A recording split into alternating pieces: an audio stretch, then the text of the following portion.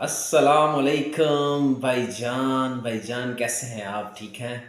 अच्छा, आज जो मैं बात डिस्कस करने लगा हूँ ये थोड़ी हिस्ट्री के रिलेटेड है कि अगर कोई भी बंदा जिसने बरे-सगीर की तारीख़ पढ़ी हुई है या इसके बारे में जानता है तो वो इस चीज़ को समझेगा कि हमारे यहाँ एक बड़ी मिसकंसेप्शन जो चल रही हैं, स्पेशली 2-3, वैसे तो बहुत ज़्यादा झूठ है हिस्ट्री के। अगर आप कोई बंदा मर्डर ऑफ हिस्ट्री बाय के जिसने पढ़ी है वो जानता है। लेकिन 2-3 ऐसे इतने बड़े झूठ हैं कि जिनको सुन के जो है अब दिल करता है कि यार इसके ऊपर एक वीडियो बनाई जाए और बताया जाए कि कम से कम ये झूठ बार-बार ना बोलो। जिसमें से सबसे पहला झूठ ये कि हमारे यहाँ बहुत से लोग ये समझते हैं कि जनाब बरे-सगीर के जनाब अली मुसलमानों ने, हम लोगों ने 700 साल तक पूरी दुनिया पे हुकूमत की है और हमारा पूरी दुनिया पे 700 साल तक राज रहा है। जैसा कि इसमें कोई भी सदाकत नहीं है। इवन के बरे-सगीर के अंदर भी जो 700 साल मुसलमानों ने हुकूमत की है, वो भी बरे-सगीर के लोगों के मुसलमानों ने नहीं की। यानी कि अगर आप देखें कि जो सबसे पहले गज़नवी, वैसे तो हम तारीख़ शुरू करते हैं मोहम्मद बिन कासिम से, जब भी मुस्लिम जो क्योंकि मोहम्मद बिन कासिम 712 में आया, उसके बाद फिर गज़नवी, फिर शहाबुद्दीन गौरी, फिर उसके बाद सलेब डायनेस्टी।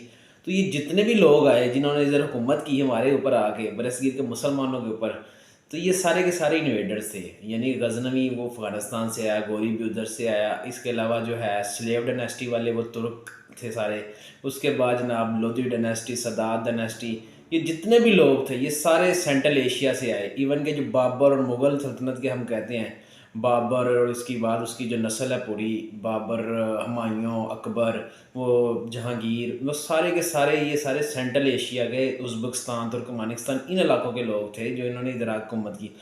हम तो बदकिस्मती से अपने ऊपर खुद भी हुकूमत नहीं कर सके, और तो लिहाजा जो है ना ये झूठ अब बार-बार ना बोला जाए कि जनाब हमने बड़ी हुकूमत की है।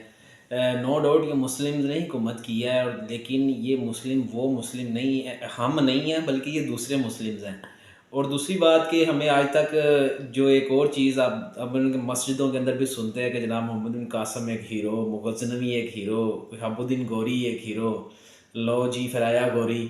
तो ये सारी की सारी जो है वो आप अगर तारीख़ पढ़ लें तो आपको लग समझ जाए कि आप अगर पता चले कि गज़नवी को किसने मारा था, तो आपको पता चलेगा कि जो गज़नवी की नस्ल थी उसको मारने वालों में तो गौरी साहब थे।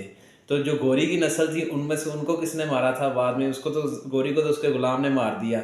और उसके बाद जो आया उसने सलेविड डायनेस्टी के जितने भी बादशाह आए हर एक को मुसलमान ने ही मुसलमान को मारा। और लोधी डायनेस्टी, फिर सलेब डायनेस्टी को फ़तह किया लोधी ने। लोधी कौन थे? वो भी मुसलमान थे।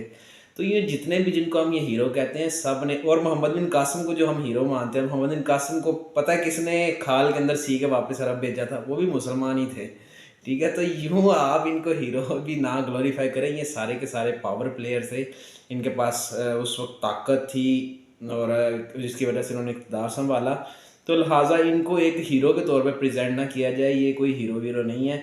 ये जनाब उस टाइम के एक ताकतवर और असर रसूख रखने वाले लोग थे।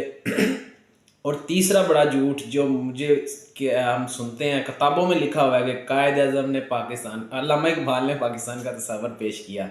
हालाँकि अल्लामा इक़बाल ने कोई पाकिस्तान का तस्वर नहीं, बल्कि उस ज़माने में तो पाकिस्तान का कोई नामो-निशान भी नहीं था है। कि जब अल्लामा इक़बाल ने जो खुतबा इलाहाबाद, जिसको हम पाकिस्तान का तस्वर कह देते हैं, जिसमें उन्होंने कहा कि जनाब सिंध, बलूचिस्तान और NWFP इनकी अलहदा-अलहदा खुद मुख्तार रियासतें होनी चाहिए।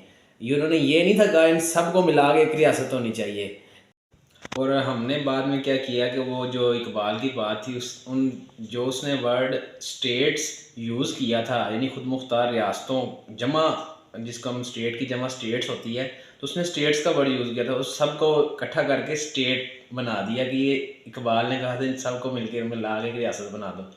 तो मेरे भाई इसके अलावा भी बहुत से झूठ हैं, लेकिन ये 3 ऐसे झूठ थे जो नाकाबिले बर्दाश्त हैं। तो जनाब अली ये कभी भी आपने आइंदा के बाद नहीं बोलना इस वीडियो को देखने के बाद।